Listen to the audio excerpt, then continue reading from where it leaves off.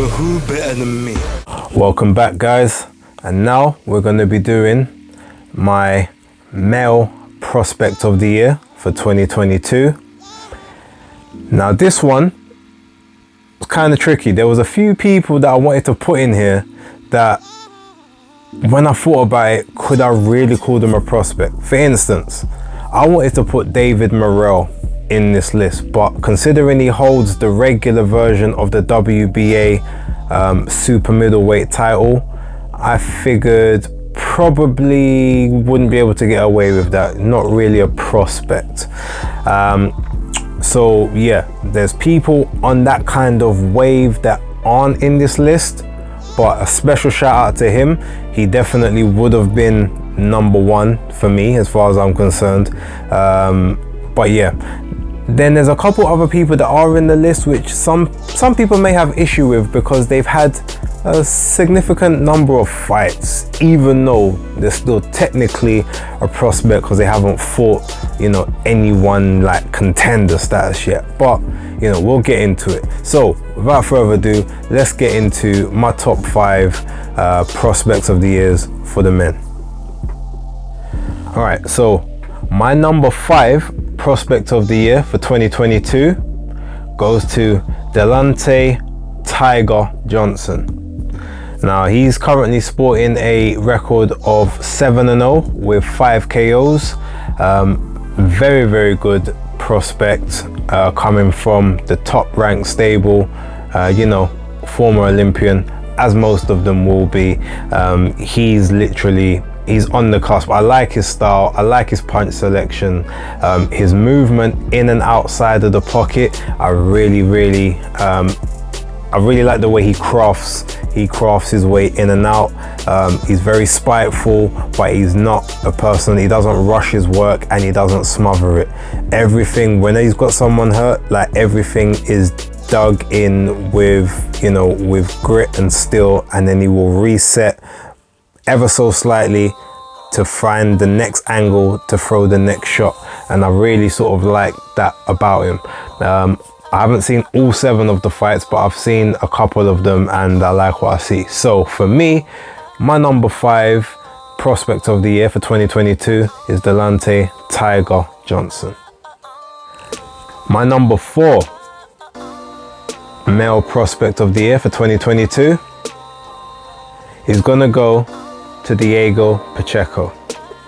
Now, I wanted to put Diego a little higher in this list. The only thing that stopped me from doing so is the fact that he's had 17 fights thus far. He turned over at the age of 17 in 2019, so he's had a little bit of time on the scene, but people mature different at different times. He started off his career in Mexico because he wasn't old enough to box professionally in the US. So had his first couple fights down there, but ever since then has really sort of grown into his body, grown into his size, getting his man strength, and is a devastating puncher, and is someone that's always willing to listen and learn. He's with David Jose Benavidez Sr., who is David Benavidez and Jose Benavidez Jr.'s father. So he's in that gym getting some good work in. I like the fact he's very humble. Even after he wins, it's just like, I just want to learn more. I want to be back in the gym. I just want to keep progressing and keep, you know, grafting away. I think that was his 3rd or his 4th fight this year, so he's been active, which is what you need at this stage of his career. And he definitely could be going that Mexican route of having a good sort of like 20-25 fights before you step up to sort of that next level, and then possibly even being like 30 fights before you've fought for a world title. I don't expect that to be the route going, but they've definitely been building him on that kind of trajectory thus far. So for that particular reason, only because he's had 17 fights, I feel it's harder to call him a prospect with 17, but he is still in that range. So that's why Diego Pacheco is my number 4 male prospect of the year for 2022. All right, my number 3 male prospect of the year for 2022, a bit like number 4, suffers from having just a few extra fights than maybe what I would consider a prospect in this day and age, but that might just be me, so you can feel free to disagree below. But my number 3 male prospect of the year for 2022 is Xander Zayas. Now, he's been stepping it up recently. Who did he have in his last fight? Flores, I think, was the last fight he just had on the undercard of Teofimo Lopez and Sandor Martin. Very, very good performance. It was a very action-packed performance, very fun fight. His movement inside of the pocket to slip and ride shots, to take a lot of the sting off of them, and to be able to transition that into pulling off his own counters and also getting off his work first. He was always first and last in every exchange, and that was something that I believe Flores just couldn't really handle. Every time I've seen Xander Zayas, I've been impressed. He definitely is someone, you know, a young star. Another one, I think, is what, 21 years old. So he's got plenty of time to develop. I said 15 fights in, he's doing things the right way. He's getting people out of there when he needs to.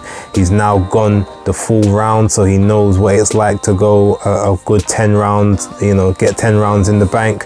So that will just land him in good stead moving forward.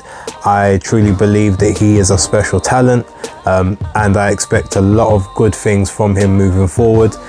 But yeah, as I said, just because of the amount of fights, that's the only reason I haven't had him higher in the list. But yeah, with that being said, my number 3, Xander Zayas, and I definitely think it's well deserved. Big things for 2023.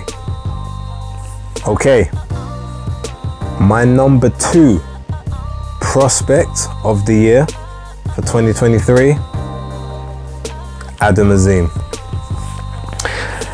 He was this close to being number 1, but I feel like the person who is number 1 has had a slightly better level of competition than he has thus far. But Adam is definitely being brought along very well on the scene at the moment. He is doing everything right thus far in the ring. Ryland Charlton was his very last opponent. I was actually in attendance. That was supposed to be his toughest test. He ended up knocking Charlton out in the second round after dropping him very badly in the first. And yeah, dealt with him with ease, found the angles that no one thought he even had a right to find. He was picking shots that a seasoned pro, you'd expect a seasoned pro to be picking. Just naturally, he's very gifted, very talented, and hits extremely hard. He's with the right camp, the right person to sort of hone and train those skills in Shane McGuigan. So I don't have any fears of him being mismatched, at least at this learning phase of his career. Again, what is he, another 21-year-old? Really, really young, plenty of time to develop.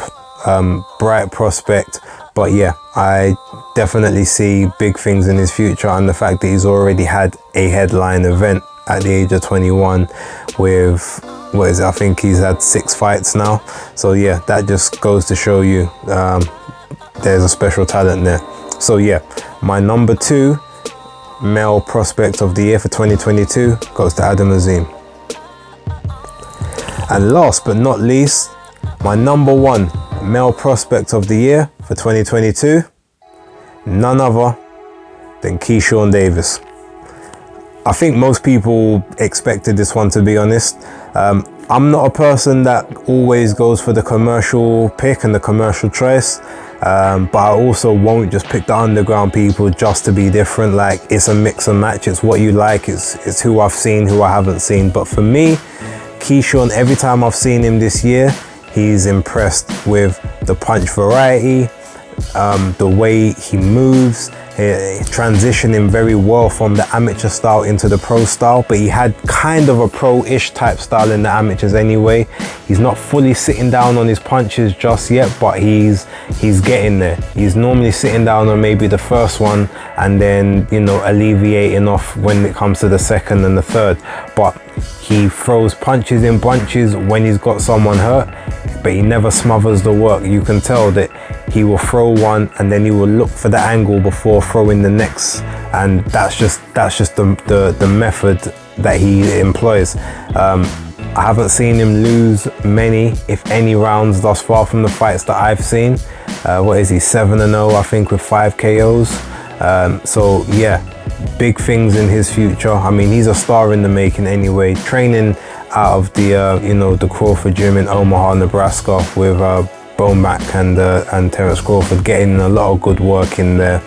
You can just see that, you know, he is a special talent, and there was a reason why there was such an aggressive bidding war for him at the end of 2021 to get his signature. So yeah, looking forward to big things in 2023 for Keyshawn Davis, but he is my #1 male prospect of the year for 2022.